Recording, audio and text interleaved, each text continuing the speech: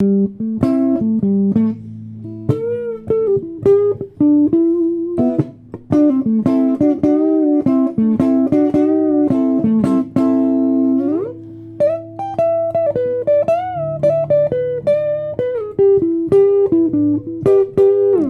all you lovely learners in Learning Land. Tyler from 10thumbspro.com coming at you with a new guitar tutorial like we do every single Monday. So if you like this kind of content, hit subscribe, ring the bell, never miss a lesson. Today we're going to be talking about the pentatonic scale, but specifically how to connect the shapes. So we've done tutorials showing you all 5 shapes of the E minor pentatonic, all 5 shapes of the A minor pentatonic, and how to transpose the minor and major pentatonics as well. I'll link those in the description. But today, what we're going to look at, for example, you have a lick in shape 1. But the solo, you don't want to just stay in shape 1. So how do you get from here up to here?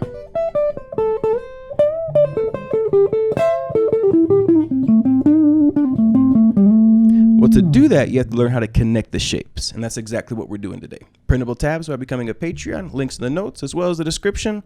One-on-one lessons if you're interested, my email's in the description as well. All right, so let's go ahead and zoom in on the guitar, and let's break this concept down. Follow me on it. The very first shape that you probably learned is A minor pentatonic shape 1, or E minor pentatonic shape 1. We're doing this from the viewpoint of A minor, but it applies to every single key.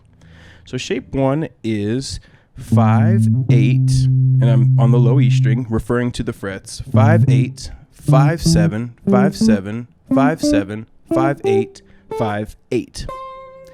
And this is shape 1 of the A minor pentatonic, and I also like to think about it like home row. If you're typing, this is, kind of where you keep the middle, your 2 middle hands, and from here you can go this way or this way, whatever your creative heart desires. We have done a tutorial with all 5 shapes of the A minor pentatonic. That's in the description below. You'll also see my email down there if you want some one-on-one lessons and a link to our Patreon. You can click up in the notes as well.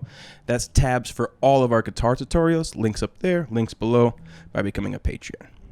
Okay, so shape 1, and with that tutorial, all the other shapes, 5 shapes. But how do you go from just practicing shapes to connecting them and making them fluid?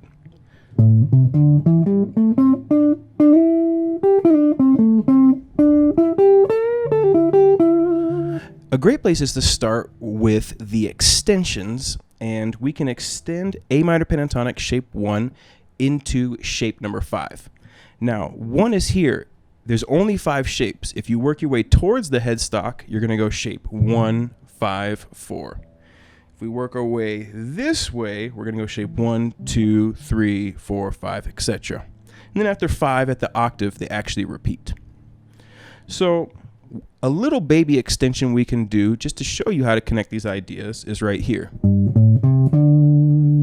And we can add the 3rd fret of the E and the A strings. Shape number 5 of A minor would be 3, 5, 3, 5, 2, 5, 2, 5, 3, 5, 3, 5. In general, when connecting pentatonic shapes when I'm soloing, I like to find the connections that's only 2 frets or a full step as opposed to 3 frets. It makes it much easier to connect. So here we have exactly that. Do do do boo do boo do boo do boo do boo do do boo do do.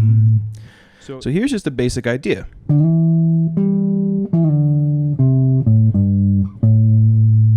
I'm going to slide from 5 to 7 on the A string with my ring finger, 5th fret with my index finger on the D string. Then I'm going to slide 5 to 7 again with my ring finger on the A, and now I'm right in position to jump into shape 5. Do, do, do, do. And I'll just finish that off by going 5, 3, 5 on the low E, as A is our root note, so I can resolve it there. Do, do, do, do, do, do, do. And that is a basic way to connect shape 5 and 1, right here with this little extension. Another great extension is right here. Shape 2 is 8, 10, 7, 10, 7, 10, 7, 9, 8, 10, 8, 10.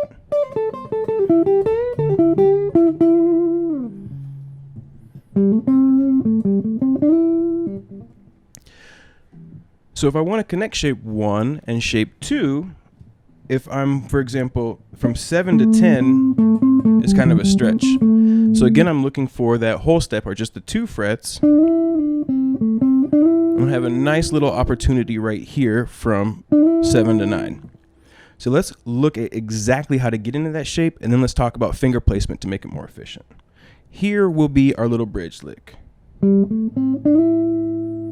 5th fret of the D string, 7th fret, 5th fret of the G string, ring finger, 7th fret of the G, sliding to 9. And we're going to do a triplet. 1 pola, 2, tripola, boom. Now, when we slide here, my ring finger is on the 9th fret, and we know that my scale from here goes 8, 10, 8, 10. So when I'm here, my ring finger naturally would be the one that I want to play the 8th fret of the B string.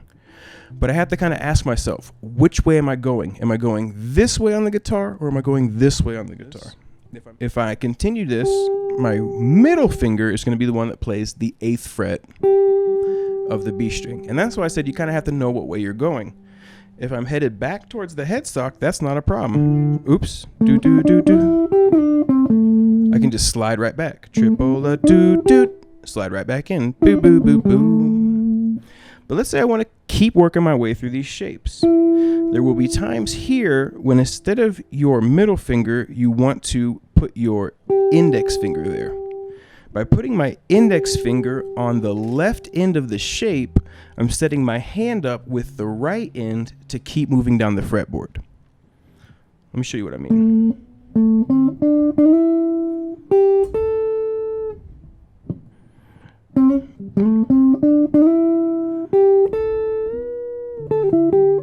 As opposed to, because if I use that ring, or if I use my middle finger, I'm also gonna have to slide again to get my index in position to keep moving down the fretboard. Okay, so up until now we've talked about how to connect shapes 1 and 5 up here and 2 down here, specifically how to use these slides to connect them, and as well how to aim for just using 2 frets as opposed to 3, or aiming for a full step as opposed to a step and a half. We've also touched on the finger placement and how good finger placement can make it easier to work down the fretboard or up the fretboard. I always kind of thought about, so I've always had a kind of a question. I think about this as going down the fretboard and this is going up the fretboard, but some people think about this as going up the fretboard because you go up in frequency. I think about it as going down the fretboard because I think about it kind of, I don't know, working its way down. What do you think? Are you going down the fretboard or are you going up the fretboard? So another option would be to look at these shapes just on one string. Let's say, for example, I'm in shape 1 again.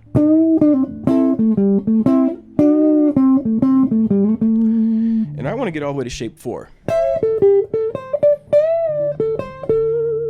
Okay, so a good way to do this, you can actually connect them by riffing across one string.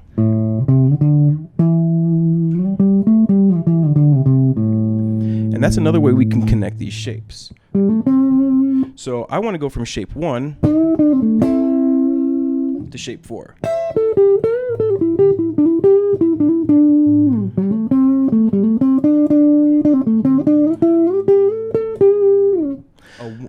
An example of a one-string idea that could connect these shapes would sound something like this.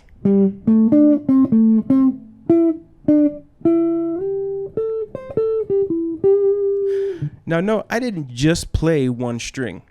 It's more looking at these ideas as opposed to being vertical, horizontal, but you're not obligated to just play one string. So this riff would sound something like this. We're going to start off 5th fret of the D string. We're going to go 5, 7, 5 up to the 7th fret of the G string. Do, do, do, do, do. Then up to 9.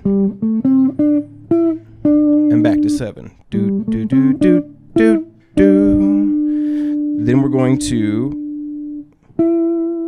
hit 9 again there, and then slide 9 to 12. All of that with my index finger.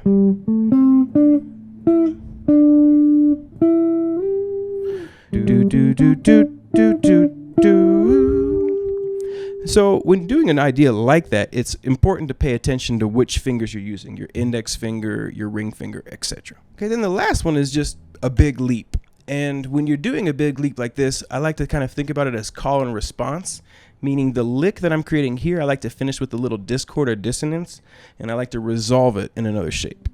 So a good way to do that in the key of A is landing on the G and then resolving on the A. So our lick. So then the first half of this lick will be do do do do do do do.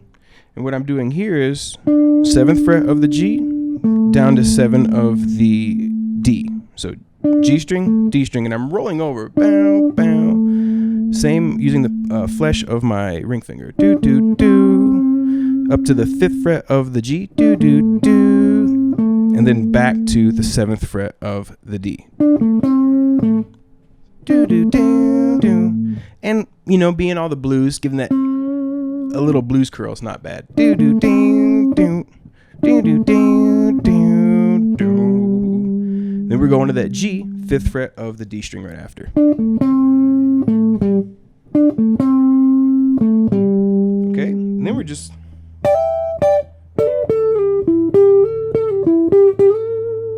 gonna come up here and finish it off.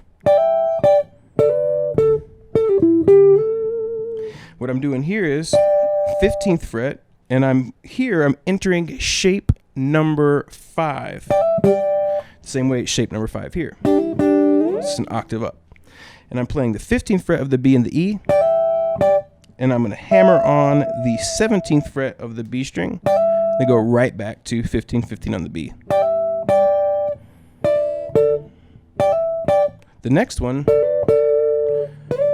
15 of the B, 14 of the G string, and I'm going to hammer on the 16th fret of the G string and then back to 15 and 14.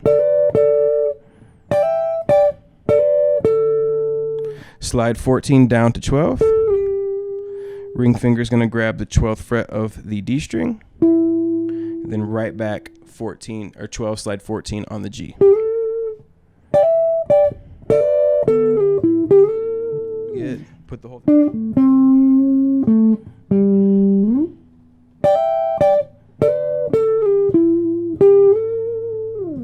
And that's a great way for call and response, and a great way to go ahead and just skip some shapes. And there you have it, friends. Those are 4 ways to connect your pentatonic shapes using these extensions, slide, paying attention to your finger position, moving horizontally on a single string, and also using call and response to skip some shapes. There you have it. Have some fun and experiment. And when you're learning your favorite artists and you're learning their solos, pay attention to the pentatonic shapes they're using and how they connect. All right? And until next time, have a lovely day. Keep on rocking and rolling. Life's good. Enjoy the jamming.